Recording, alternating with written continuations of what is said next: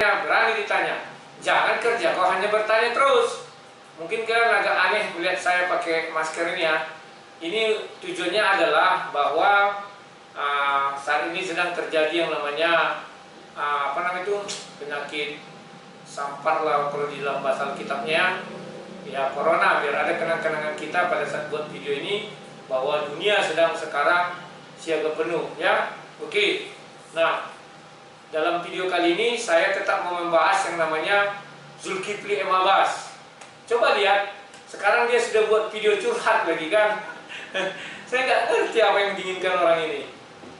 Kalau dia merasa kurang puas dalam perdebatan kemarin, seharusnya dia kan bisa mengajukan tantangan lagi. Dan kami bisa debat dua arah lagi. Jangan satu arah ya, keinginan dia selalu satu arah. Saya tidak mau, harus dua arah. Tujuannya apa? Saya ingin mengajarkan kepada mereka agar jangan sembarangan berbicara.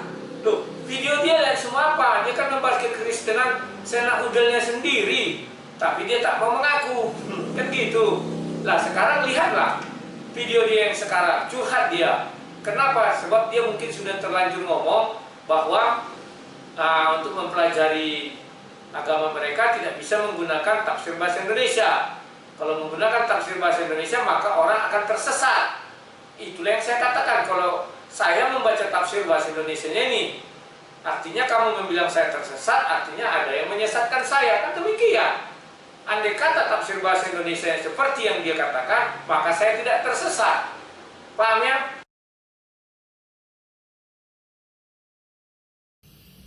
Sehingga saya merasa terpanggil untuk meluruskan pemahaman atau paparan-paparan saya yang mungkin menurut sebagian besar umat Islam di situ tersimpan kehilafan. Yang pertama, kaitannya dengan penjelasan saya bahwa orang yang mengkaji Al-Quran atau lebih-lebih mengkritisi Al-Quran hanya dengan modal terjemahan itu adalah sesat. Hal ini mengapa saya katakan demikian? Karena jelas para sahabat bahwa kita tahu Al-Quran sebagai kalam Allah itu bukanlah bahasa makhluk, bukanlah bahasa manusia. Sehingga kalam Allah, perkataan Allah ini harus betul-betul bisa dipahami berdasarkan dengan kaidah-kaidah ilmu yang mendasari daripada kunci untuk memahami kalam Allah atau Al-Quranul Karim. Salah satu persoalannya kemudian ketika seseorang itu mencoba mengkritisi Al-Quran dengan menggunakan terjemahan, seperti sang debitur atau pendeta Rudi Yohanes ini. Yang perlu dipahami adalah bahwa antara kata atau ungkapan dalam satu bahasa itu dapat ditemukan padanannya dalam bahasa lain atau tidak. Ini yang perlu dipahami. Sehingga saya harus menekankan terhadap pendeta Rudi Yohanes. Dia harus mengetahui bahwa setiap bahasa tidak mungkin dapat dipersamakan dengan bahasa lain dari segala aspek. Dari aspek sifat, susunan, bentuk metafor, kosakata, kata kerja, kata keterangan, masa lampau, dan lain sebagainya. Ini yang harus dipahami oleh seorang pendeta yang hanya menggunakan terjemahan dalam mengkritisi Al-Quran. Ketidaksamaan antara bahasa-bahasa manusia itulah yang menjadi problem utama dalam proses penerjemahan. Saya pernah mengatakan seperti ini, bahwa sebuah terjemahan tidak mungkin dapat menjangkau seluruh makna yang dimaksud oleh pengucap dari berbagai sudut pandang. Di antaranya kekhasan makna, ciri khas makna, alur pembicaraan atau arah pembicaraan, dan juga pesan-pesan yang tersembunyi di dalamnya. Jadi saya dapat simpulkan bahwa problematika terjemahan terletak pada dua hal yang sangat prinsip. Pertama, adanya ketidaksesuaian antara bahasa-bahasa yang ada di muka bumi ini. Sekarang saya bukalah ayat itu ya, biar kalian paham apakah yang diucapkannya benar apa tidak. Kalau dari segi orang-orang Kristen, orang-orang Sinter kan cerdas-cerdas, sudah paham dia itu. Tapi yang menonton channel saya kan bukan orang Kristen saja. Maka harus saya ulang ya. Nah, kita lihat di Al-Anbiya 4 ini ya, terjemahan depaknya, berkatalah Muhammad, kan demikian. Nah, sementara bahasa aslinya yang disebutkan daripada si Zulkifli Abbas, ya kan, berkatalah Allahku, Tuhanku, kan demikian. Ini sudah jauh sekali ya. Apa kola Rabbi, kan itu dibilangnya, kata si Zulkifli Abbas. Sekarang yang membuat saya tersesat yang mana? Kalau menurut si Zulkifli Abbas, benar apa yang diucapkan dia, bahwa kola Rabbi itu adalah berkatalah Allahku atau berkatalah Tuhanku, benar, maka saya tersesat karena saya membaca terjemahan bahasa Indonesia. Sementara di satu sisi si Zulkifli Abbas mengakui bahwa yang menerjemahkan ini sudah ahli-ahli agama dari Indonesia. Berarti secara tidak langsung si Zulkifli Abbas merendahkan penafsir ini lebih bodoh dari saya. Kenapa dia bilang kan saya bodoh? Ilmunya pas-pasan. Loh, saya kan membaca apa yang diterjemahkan. Ilmunya saya sudah pas-pasan. Bagaimana lagi ilmu orang yang membuat terjemahan ini? Saya hanya mengikut mereka. Paham ya? Jadi Zulkifli Abbas, kau ingin menarik pernyataanmu nggak bisa. Ya, sudah terlanjur kau ucapkan. Dan kalau memang yang kau bilang itu benar, kau benar, jangan takut. Kalau kau benar, ya sudah, bilang aja terjemahan itu menyesatkan kau. Selesai kan? Loh, kalau dia bilang untuk mengertinya nggak bisa pakai itu, maka bisa tersesat. Bukan, saya mengerti karena bahasa Indonesianya ada. Terus kamu bilang bahwa saya tidak mengatakan orang Depak jadi penyesat. Kan demikian kamu bilang kan? Ya. Kalau saya tersesat, siapa yang menyesatkan saya? Kamu mengakui bahwa karena saya membaca terjemahannya. Siapa yang membuat terjemahan? Kamu sendiri mengakui orang Depak. Dan kamu bilang bahwa memang ada kelemahan di situ. Ya sudah, apalagi? Nah, kesulitan ini akan menjadi semakin rumit ketika yang diterjemahkan adalah teks Al-Quran atau perkataan Allah atau kalamullah, perkataan Sang Pencipta. Ya. Karena umat Islam tidak boleh menganggap terjemahan itu sebagai Al-Quran. Kalau menganggap terjemahan itu sebagai Al-Quran, maka itu sama halnya bahwa membolehkan Al-Quran itu tidak terpelihara dan menggantikannya kemudian dengan bahasa manusia. Ya Zulkifli ya. Nah, sekarang Zulkifli bilang bahwa bahasa Arab itu adalah bahasa Tuhan, bahwa Al-Quran itu tidak bisa bahasa Indonesia. Ya sudah, kamu katakan itu kepada MUI, dihapus semua bahasa Indonesianya. Karena kamu bilang tidak sepadan. Kan demikian. Paham ya Zulkifli ya? Kalau kamu bilang itu tidak sepadan, ya sampaikan kepada MUI. Jangan dibuat bahasa Indonesia, kita belajarnya bahasa Arab aja. Tetapi Zulkifli, perlu kau ketahui, kalau kau mengatakan hal seperti itu, maka saya buka contoh ya. Kita baca di surah 28 ayat 30. Ketika Allah berkata kepada Musa, menurutmu bahasa apa itu? Apakah bahasa Arab? Ataukah bahasa Ibrani? Ataukah bahasa Hebrew dia? Aramia? Bahasa Arab. Cobalah jawab.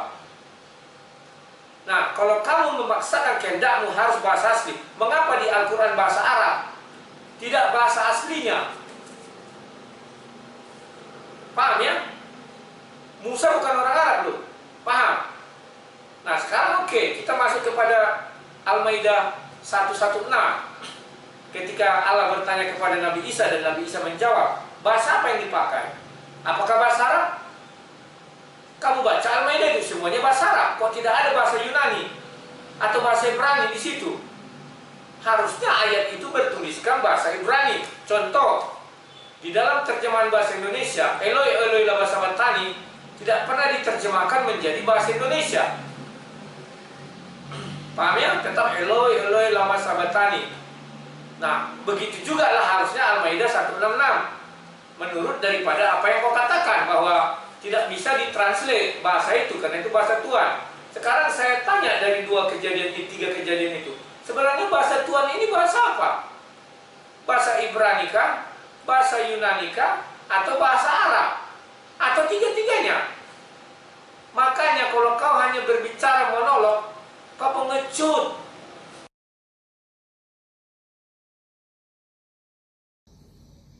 Ada 2 poin yang terpenting yang harus saya ulas ulang kembali berkaitan dengan apa yang kami diskusikan kemarin.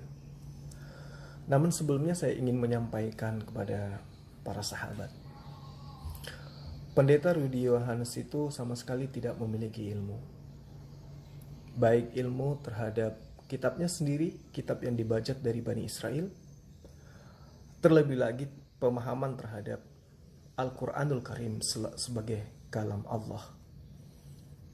Dia hanya memiliki ilmu menjebak lawan diskusi, menggiring lawan diskusi, mengajak lawan diskusi masuk ke dalam alam pemikirannya dia. Sehingga ya orang yang seperti saya ini, yang baru-baru ini aja ikut dalam lintas debat agama, ya terpancing juga, sempat kepleset juga, dalam arti kata bahwa kesalahan itu bersumber dari saya pribadi, karena saya masih awam, belum bisa dikategorikan sebagai orang yang paham terhadap Al-Quranul Karim secara utuh, jauh dari kesempurnaan pemahaman saya. Kalau kau bicaranya jangan monolog, ya begini kita debat kayak kemarin. Maka saya akan bertanya kepada kamu seperti ini, maka kamu harus menjawab. Ini kan tidak, kamu pengecut. Dan di dalam videomu kamu seperti memelas. Saya ini sebenarnya orang yang belum punya ilmu. Saya tidak mau berdebat, cuman saya terjebak. Siapa menjebak kau? Congor kau atau ucapan kau itu terlalu pahit, terlalu pedih. Kalau dibuka orang di Facebook, omonganmu hebat sekali. Kan kau berdebat di Facebook, jangan kau munafik, menutup-nutup dirimu seolah-olah kamu unyu-unyu. Kau bukan unyu-unyu, bukan ababil. Kau pendebat, kau menyembunyikan apa kamu nggak bisa. Saya selalu menantang pendebat. Tidak pernah saya menantang yang bukan pendebat. Siapapun yang masuk saya nggak pendebat. Tapi kalau kau memang pendebat asli kau, lihat akun Facebookmu, Abdul Muiz pula siapa namamu? Zulkifli. Lihat Facebookmu itu. Kau kejar-kejar aku, kau bilang aku takut setiap debat di Facebook. Masih belum selesai sudah lari. Saya nggak pernah lari, tetapi saya punya aturan berdebat. 30 menit kau bertanya, 30 menit saya bertanya. Begitu habis, suka tidak suka, sempurna tidak sempurna, senang tidak senang, puas tidak puas, harus berhenti.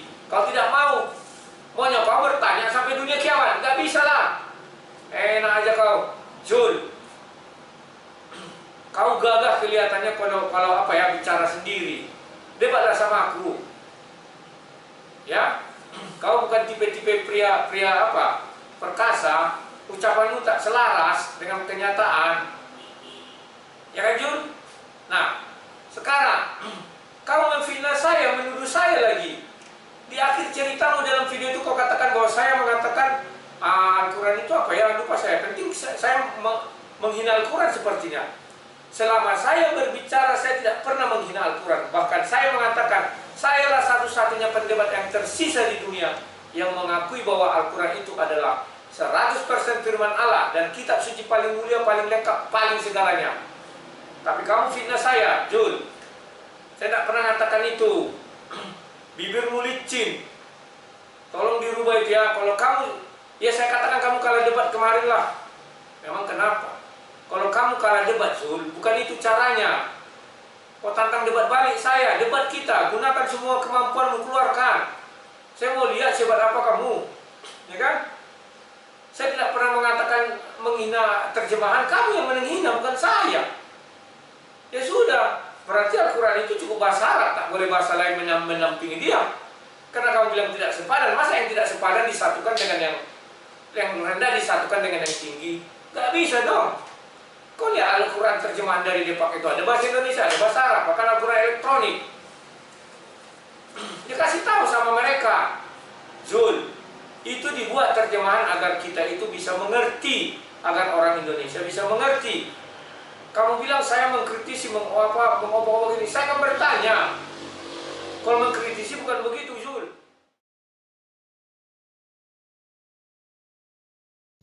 Jadi Kementerian Republik Indonesia, misalnya Kementerian Agama maksud saya, itu membuat sebuah karya tulis di mana kemudian kita kenal dengan Al-Quran dan terjemahannya. Itu beredar di Indonesia. Apakah itu merupakan sebuah karya tulis yang salah? Ya, dalam arti kata sesat? Ya tidak. Yang sesat itu adalah orang-orang yang tidak paham Al-Quran, kemudian mencoba mengkritisi Al-Quran menggunakan terjemahan. Nah, ini yang perlu saudara pahami. Saya hanya ingin menjelaskan seperti ini. Dan tolong digarisbawahi bahwa kisaran tahun 1965, ya, lembaga penerjemah yang terdiri daripada para ulama yang menerjemahkan kitab suci Al-Quran, itu mereka menerjemahkan kurang lebih dalam kurun waktu 5 tahun. Antara tahun 1960 sampai 1965. Nah, sudah gitu 5 tahun kurang lebih, sudah gitu dicetak pun bertahap gitu loh. Jadi tidak serta-merta dicetak sekaligus. Itu dicetak bertahap. Dan kemudian beredar pertama kali, kalau saya tidak salah ingat ya, di dalam pembelajaran penerjemah Al-Quran. Itu tepat diedarkan di negara ini tanggal 17 Agustus tahun 1965. Ini diedarkan, dicetak dalam 3 tahap atau 3 jilid. Ya. Nah, dalam perkembangannya kemudian, ini yang perlu kita pahami ya, teman-teman Kristen perlu pahami. Dalam perkembangannya kemudian, terjemahan Departemen Agama tersebut itu mengalami beberapa kali perbaikan dan penyempurnaan. Zul, kemudian kau berkata bahwa Al-Quran terjemahan tahun 1969 dirubah tahun 1969. Berubah lagi terjemahnya tahun 1985. Itu urusanmu, bukan urusanku. Kau tanya kepada MUI. Makanya kalian jangan suka mengatakan Bible itu sudah dirubah-rubah. Pada bagaimana dirubah-rubah? Yang dirubah adalah terjemahan bahasa Indonesia yang wajar. Tahun 1928 itu diterjemahkan oleh orang Melayu. Maka bahasa yang Alkitab itu, Bible itu dengan logat-logat Melayu. Setelah Indonesia punya EYD, diterjemahkan lagi ke dalam bahasa Indonesia. Terus kalian menggunakan itu, oh Alkitabnya sudah dirubah-rubah, dulu adalah babi, sekarang babi hutan katanya. Kalau saja mengakui, sudah 2 kali terjemahan mengalami perubahan, ya sudah. Apakah bahasa Ibrani berubah? Kan tidak, Zul. Kau bilang sama si Ayah Waloni, sama Moko Ginta, sama ayah ustaz-ustaz kristologi yang bahlul itu, bahwa Al-Quran juga pernah dirubah tafsirnya bahasa Indonesia. Demikian juga Bible ya. Kau harus berimbang menyampaikan hal ini. Paham kau, Zul? Kau bilang Bible dirubah, ya aslinya mana pernah berubah, tertafsir bahasa Indonesia iya berubah. Paham kan? Nah, dalam Al-Quran dijelaskan dalam surah As-Sajdah ayat 4, Allah berfirman, A'udzubillahi minasyaitonirrajim, Bismillahirrahmanirrahim.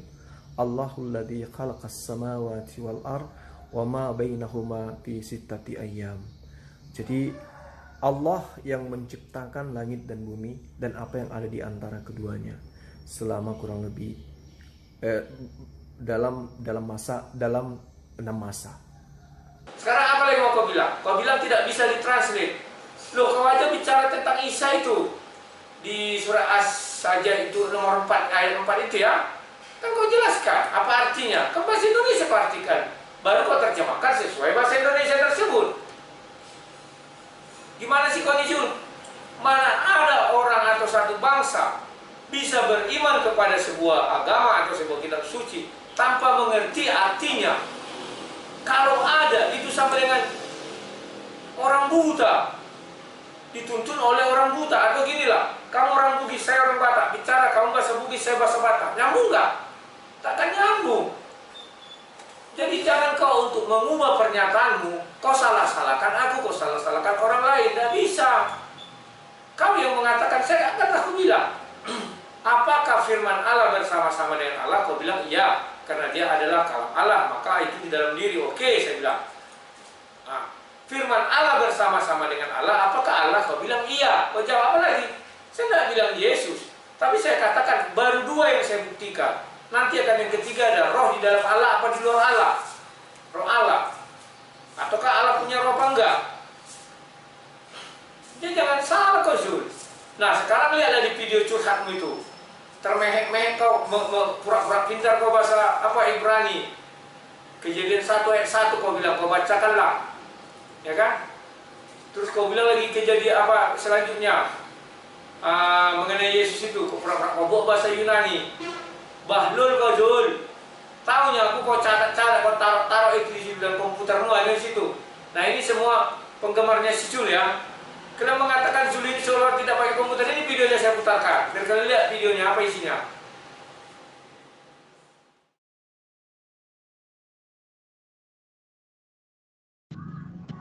Dah, malah muncul lagi.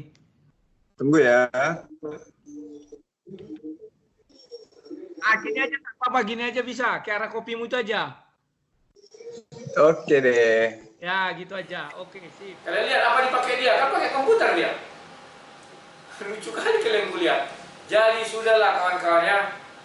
Saya menantang Ustadz Kristologi. Saya batasi ya Ustadz Kristologi. Bukan semua Ustadz saya tantang ya. Mengapa? Karena orang itu suka hati bicara Bible, bicara Kristen, bicara Tuhan. Kalau saya tanya urusan kalian apa? Menghina-hina. Bebas orang itu. Kami Kristen tidak pernah pusing. Tapi saya sebagai orang Kristen wajib memberitakan firman Tuhan. Tujuan saya mengajak mereka berdebat agar mereka punya lawan berbicara, sehingga mereka tidak monolog, tidak seenak udahnya bicara sendiri. Si Kaimana bilang Yesus mati bangkit jadi zombie. Kalau Tuhan kalian dibilang gitu bagaimana? Oh kalian potong ini ya. Datang dari mana-mana teroris menghantam saya. Saya nggak mau menghina. Maka saya mengajak kalian debat agar kalian mengakui sendiri dengan mulut kalian. Dan terbukti kan kalian mengakui sendiri kan. Mana ada saya bilang itu? Saya bertanya. Kalau dibilang kamu nggak pandai bahasa Arab gini, loh saya memang nggak pandai bahasa Arab jujur. Makanya saya tanya kamu, karena itu imanmu. Dan selesai. Terus salahnya di mana? Kalau kamu mengatakan seperti yang kemarin, itu kan urusan bukan urusan saya. Saya bertanya terus. Kamu bilang saya terjebak, sehingga saya dikirim. Kau pernah kuliah enggak? Ya kenapa kau mau terjebak kalau saya katakan demikian? Kita kan fair. Kamu bertanya selama 30 menit, bahkan lebih. Terserah kamu bertanya apa kepada saya. Lihat debat pertama. Ada saya protes? Kan tidak. Ada saya buat kata sambutan? Kan tidak. Ada saya buat review? Kan tidak. Tapi debat kedua, kok kepepet, gak bisa apa-apa. Ya, sampai kau berkata-kata hal-hal yang gak betul, yang gak jelas, terus kau timpakan itu kepada saya seolah-olah saya yang berkata itu. Tidak. Penonton mengerti dan paham apa yang terjadi.